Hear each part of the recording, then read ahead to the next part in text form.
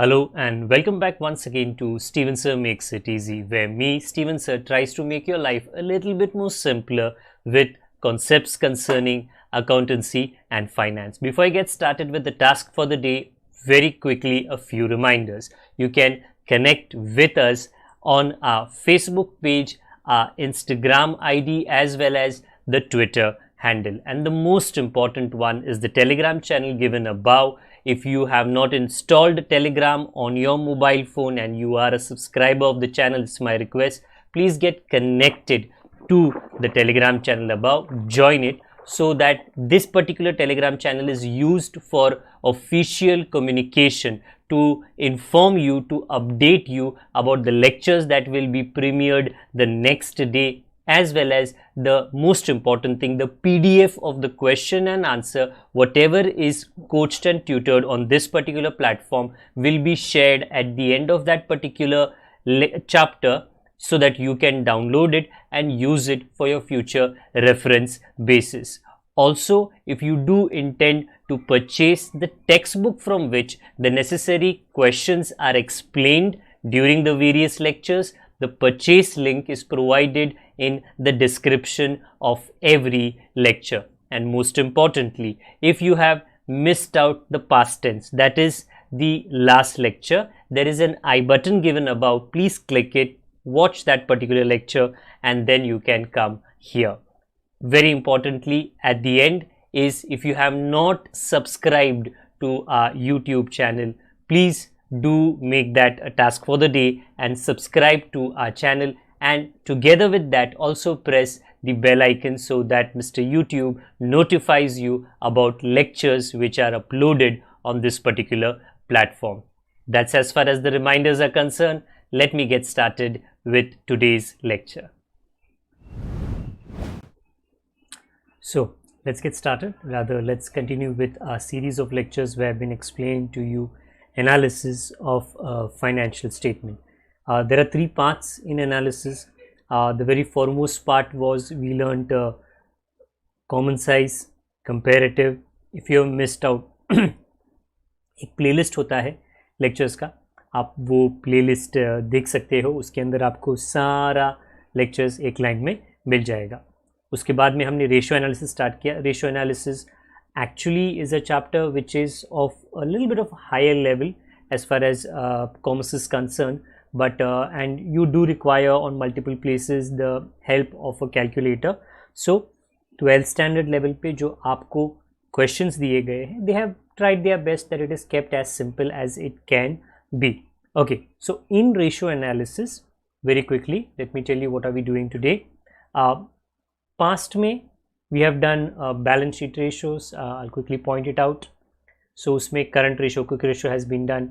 Income statement ratios, that list was the lengthiest one. We did gross profit, we did net profit. Operating profit, yes, technically नहीं किया क्योंकि question है नहीं text book में, but yes, operating profit अगर आप ढूंढ सको, which I did show you in multiple questions, you can find operating profit ratio.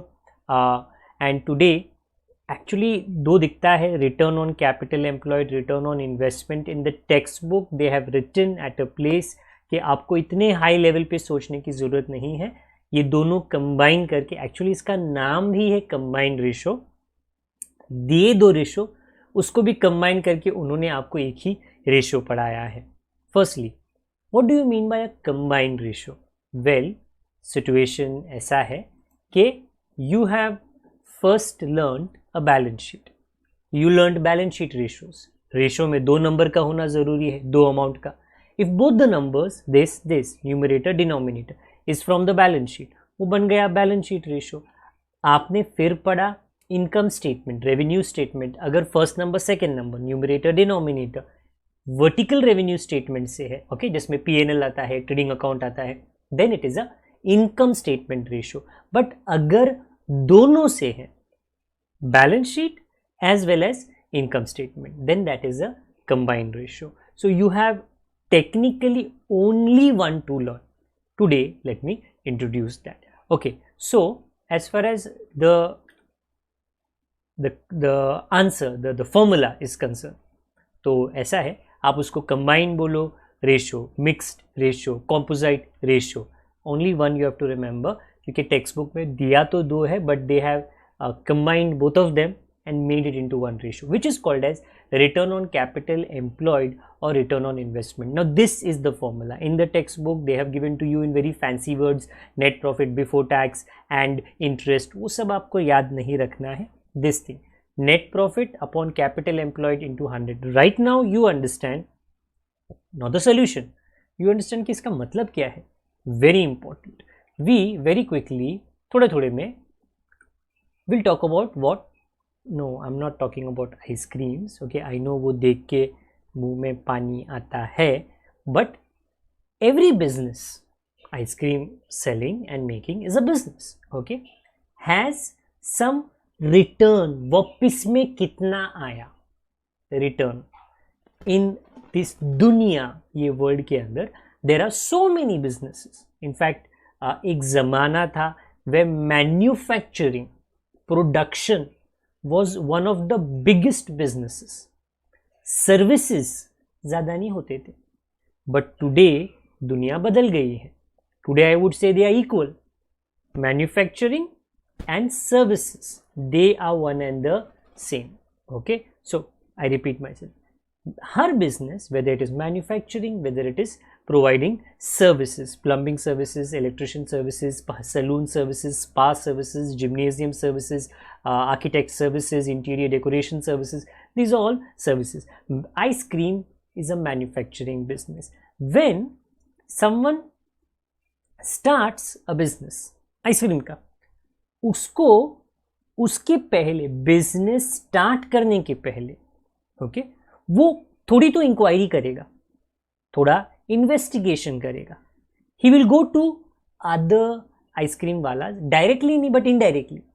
He will try to find out ice cream के बिजनेस में हम लोगों को रिटर्न कितना मिलता है, मतलब फायदा कितना होता है. If I am making an ice cream for 100 rupees, okay, can I sell it in the market for 140, 150, 200, double मैं बेच सकता हूं. He will find out. That is called as return on investment, क्योंकि वो इन्वेस्ट करता है उसके बिजनेस में उतना पैसा. दूसरी भाषा में उसको कहा जाता है return on capital employed. Capital employed का मतलब is the money that you have put into your business. Every businessman wants to know, because see there is no businessman जो बोलेगा मैं फ्री के लिए करता हूँ. ओके, हो सकता है कोई बिजनेसमैन कहे या उसके बिजनेस का एक पार्ट रहे फ्री के लिए, पॉसिबल, क्योंकि दूसरे पार्ट्स में से तो उसको पैसा मिल रहा है. ओके, सो जनरली रास्ते पे जो ठेला लगाता है ना, या कोई ठेले से याद आया, आइसक्रीम बिजनेस ये भी तो है. It's not a big company का business. 2 people friends got together, अपना दिमाग लगाया, उन लोग ने business. So a big company making ice creams, Kwality Wall's, then शॉर्स, okay, big company making Amul, they know when they make ice creams how much return they will get. These people will also know कि इन लोगों को कितना return मिलेगा. Okay, just confused a bit because there is a little bit of delay with the recording. I hope it's not causing a big problem as such. Okay, moving on. Nuts and bolts. So nuts and bolts में, okay, you may say as a student ना आपका इतना बात नहीं होता होगा. You may not be, ये भी बिजनेस होता है. अरे you open up anything, there will जो कनेक्शंस होते हैं वो तो इसी से होते हैं ना, नट्स एंड बोल्ट से ही होते हैं, एज सिंपल एज दैट. हाँ, सो ये बिजनेस भी एक बिजनेस है और काफ़ी बड़ा बिजनेस है. इसमें हम लोग अब अगर पैसा डालें तो कितना पैसा हमको मिलेगा. ओके, इसके अलावा electronics, so many type of electronics, मैंने तो कुछ एग्जांपल्स पीछे दिए हैं, बट एप्पल आईफोन वाला बहुत कॉस्टली बेचता है रे. Still they sell a lot of iPhones, they make a lot of profit. And even cheap mobiles that are manufactured and sold, उसमें भी काफ़ी प्रॉफिट होता है.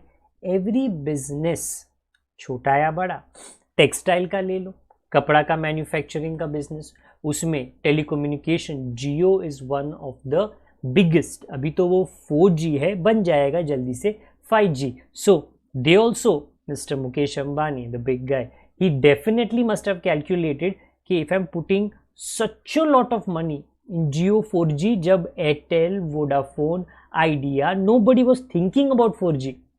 He put his money into a 4G telecommunication model, and you can see he is one of the top companies as far as Jio is concerned. Her business में, छोड़ो बड़ा बड़ा business, छोड़ो छोटा बिजनेस की बात करते हैं जो तुम्हारे आसपास है, क्या है? अरे पाव का business. So simple as that. I repeat, in fact Jio के बिजनेस में I would say 10-20-30%, 10-20-30%, okay, textile business, electronics business, ice cream business. But when it comes to bread, whether तुम ब्रेड ऐसा बेचो या वेदर तुम ब्रेड के अंदर अपना वड़ा पाव डाल के बेचो, ओके, इसमें सबसे ज़्यादा प्रॉफिट रहेगा. That means it is possible for you to make the bread in 1 rupee. I repeat my self, ये पॉसिबल है कि आप जो पाव है ना वो 1 रुपये में बना, उससे कम, पर मार्केट में बेचो 3 रुपये के लिए, 2 रुपये के लिए, 2.5 रुपये के लिए. Many people, not many people, what, everybody buys it. ऐसा क्यों है? You may live without a mobile, a TV, you may live without ice cream, but it's not possible to live without bread. okay, रोटी तो चाहिए ना. हाँ, so people buy. ये तो जल्दी सुबह बनता है, दोपहर को खा ली, फिर वापस से बनाना पड़ता है, फिर शाम को खा ली. तो आई रिपीट, बोलने के लिए तो बस ये अपना नॉर्मल पाव है, but okay, this loaf of bread actually gives the maximum returns. Okay, basically there are many businesses जो पाव से भी ज़्यादा आपको रिटर्न देते रहेगी. Today's ratio is actually going to teach you कि how do we calculate this particular ratio. If I am putting 10 lakhs, 1 crore in ice cream business, how much will I get back? वापस कितना मिलेगा? दया धर्म जोड़ी कर रहा हूँ मैं. ओके, अगर मैं चश्मा का बिजनेस करता हूँ, 10 लाख, 50 लाख, बड़ा शोरूम डाला 5 करोड़ का, okay, how much will I get back? वापस कितना मिलेगा? ओके, बिकॉज अगर मुझको वापस जितना पैसा मैंने डाला, if I am not getting that much return, जितना मैंने सोचा 20-30-40%, then I will not start that particular business before. In fact many businesses, business चालू करने के पहले दे इन एडवांस नो कितना पैसा उनको मिलने वाला है, कितना पॉसिबिलिटी है कमाने का ये बिजनेस में. हर बिजनेस में अलग अलग रहता है. Okay, today I just spoke about different kind of businesses to tell you कि बाबा बिजनेस का मतलब क्या है और वो बिजनेस के रिटर्न का मतलब क्या होता है. आज का एक लौता question says, from following details you are required to calculate return on investment और return on capital employed. And I repeat myself once again, what does return on investment mean? The funds, money that the businessman has put into the business. And there is the same thing of capital employed. Capital उसका पैसा होता है, उसने business में कितना डाला है. Okay, formula कहता है, see right now what do you have? Profit earned, कितना profit कमाया, कितना है वो? 50,000. See, we want to find out in percentage. तो हमको तो percentage में आंसर चाहिए, but we do require profit on. Net profit चाहिए हमको. Okay, then capital, मालिक का पैसा, reserve, मालिक का पैसा, लोन, बाहर वाले का पैसा. कभी कभी बिजनेस के अंदर बाहर वाले भी तो पैसा डालते हैं. If you have heard Vijay Mallya, Nirav Modi, ये बड़े बड़े लोग जो भाग गए, a lot of banks had given loans to these particular people and their companies. तो आई रिपीट, उनका पैसा तो था ही, बट बैंक्स का भी पैसा था, कर्जे का पैसा, तो उनका भी तो इन्वेस्टमेंट होता है. तो बैंक को भी तो जानना है कि भाई हम लोग ये धंधे में पैसा डाल रहे, हम लोग को कितना मिलने वाला है. Okay, so do you have everyone net profit है? एक्चुअली नेट प्रॉफिट तो है, डायरेक्टली दिया था, profit earn 50,000. But do you have capital employed? नहीं, वो नहीं दिया, वो डायरेक्टली नहीं दिया. कैपिटल दिया, रिजर्व दिया, लोन दिया. Capital employed which is actually a total of all of this. Total पैसा तुमने कितना ये बिजनेस में डाला है. तो वेरी सिंपल ढूंढ सकते हैं, बट मैं सिंपल नहीं, जो उसका थोड़ा ढंग का तरीका है, लिटिल नीट वे. ओके, मतलब just look about, this is the rough work which is above me. It is vertical balance sheet which will help you calculate capital employed or funds invested कि बिजनेस में तुमने कितना पैसा डाला है. तुमने मतलब सब लोगों ने कितना पैसा डाला है. देखो पहले आता है शेयर होल्डर्स फंड्स, उनका आता है शेयर कैपिटल. उन लोग सबसे पहला बिजनेस में डालते हैं शेयर कैपिटल, वो 2 लाख है. फिर आता है रिजर्व्स में जो पैसा बचा के रखा है. ओके सॉरी रिपीट, वो भी ओनर्स का ही पैसा है, वो भी बिजनेस के अंदर रखा गया है, 1 लाख. दोनों को जोड़े तो आता है share holders funds 3 lakh. Share holders का पैसा 3 लाख, बट पैसा बाहर से भी बोरो करते हैं, वो भी बिजनेस में डालते हैं. ओके तो वो लोन का पैसा है 2 लाख. सो बाहर वालों का पैसा 3 लाख, सॉरी 2 लाख. अपना पैसा शेयर होल्डर्स 3 लाख. ये तो टोटल बिजनेस में कितना पैसा इन्वेस्ट किया गया है. You can call it total funds available, total funds raised, और you can call it capital employed, investment in the business which is 5 lakh. So simple. 5 lakh डाला, 50,000 आया, 5 लाख डाला, डिनोमिनेटर 50,000 आया, परसेंटेज में कितना कमाया, because it is better to always know in percentage. So solve करो, आपको पता चल जाएगा. If you do the necessary calculations, cancellations, you will get 10%. Okay, is 10% good और बैड? एक्चुअली वो हमको नहीं पता. इफ देर आर 2 आइसक्रीम वालास, वन पर्सन ने पैसा डाला, 10% कमाता है. So the other person should also earn at least 10. If he earns more then 10, 11, 12, 13, 14, तो उसका बिजनेस अच्छा कर रहा है. बट ये जो 10% है ना इस वाले का, at least it gives a standard कि देख यार 10% तो हमको मिलना चाहिए. तो वो कंपेयर करने में, ओके, वो टारगेट बनाने में कि उसने आइसक्रीम का बिजनेस चालू किया, वो तो 10% कमा रहा है, तो मेरे को भी 10% कमाना है. बराबर है, मिनिमम 10% कमाना चाहिए अगर सेम लाइन ऑफ बिजनेस है.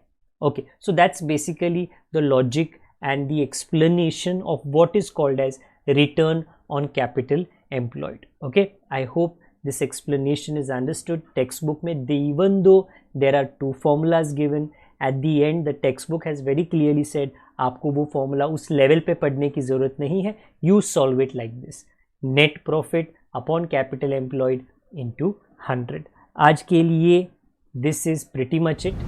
I'm changing my scene right now. आपको क्या करना है? कुछ नहीं. That's it. Just remember that you share the videos with as many people as possible, with as many as WhatsApp groups as possible, so that more and more students, okay, can definitely benefit from all the explanations which are being provided. I'm trying my best to keep it as simple as I can. Okay, subscribe अगर आपने नहीं किया तो please कर लीजिए. जो question answers की PDF है वो टेलीग्राम चैनल पे चैप्टर ख़त्म होने के बाद में कंप्लीटली एक टुगेदर करके आपको शेयर की जाएगी. आप तभी उसको PDF वर्जन में डाउनलोड कर सकते हो. If there are any doubts, most definitely comment box का उपयोग कीजिए डाउट्स को लिखने में. एंड अगर एक्सप्लेनेशन समझ में आ गया, लाइक ज़रूर करना. That is it for me for the day. Please take care of your self. Have a wonderful day ahead. बड़ों का, छोटों का, परिवार वालों का, सभी का ख्याल रखना. Have a good day. God bless each and everyone. जब तक हम दोबारा मिलते नहीं हैं, ख्याल रखिए. बाय.